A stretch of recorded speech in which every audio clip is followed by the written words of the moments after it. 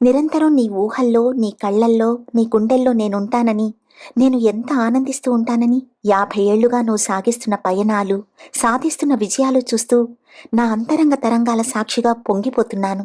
నీ సినిమా కళాభినివేశాన్ని, కథాకథన చాతుర్యాన్ని గమనిస్తూ గర్విస్తున్నాను. నీ బహుముఖీనమైన ప్రజ్ఞలకు బ్రహ్మానందిస్తున్నాను. నిజం చెప్తున్నా, నిన్ను చూస్తూ ఉంటే నేను పులకిత గోదావరినవుతూ ఉంటాను. నిన్ను తలుచుకుంటూ ఉంటే నేను ఆనంద గోదావరినవుతూ ఉంటాను. నా ప్రతి అలలోనూ నువ్వు మిలమిల్లాడుతూ కనిపిస్తావు. నా ప్రతి రేవుని నువ్వు కళ్ళకద్దుకుంటావు. అక్కడ ప్రతి రేణువుని ఎంతో పరవశంగా ముద్దులు పెట్టుకుంటావు. నా భాష, నా పలుకుబడిని, నా వాళ్ల యాస నీకు తెలుసున్నంత మరి ఎవరికి తెలుసు చెప్పు? నీ సినిమాలు వెండి వెన్నెలలా నా మీద కురిపిస్తున్న నిండు జాబిలి తళతళ్లా ఉంటాయి. నీకు ప్రియమైన సంగీతం నా అలల సవ్వడి నుంచి తీసుకున్నవే అని నాకనిపిస్తుంది. నిజం కదూ? ముఖ్యంగా నా తీరంలో ప్రతి మనిషి మనసుల్లోనూ నువ్వు కలయి తిరిగావు.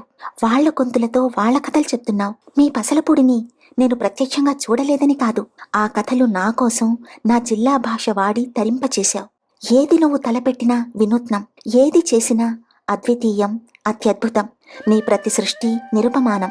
విలక్షణాక్షులు కలిగిన నీ వీక్షణం కళాత్మకం. నీతో పనిచేసే కళాకారులు వారెంతటి ఘనులైనా నీ అభిరుచిని అభినందిస్తూ అనుసరించడం ఆ కళకే కళ పెరుగుతుంది. అది కొత్త ఒరవడి అవుతుంది. వంశీ, నువ్వు నిండు నూరేళ్లు నిరంతరాభివృద్ధితో కళాసేవ చెయ్యాలని, నీ కదలికే ఒక కళాశాల కావాలని సదా కోరుతూ నీ గుండెల్లో చల్లగా సదా ఉండే నీ గోదావరి.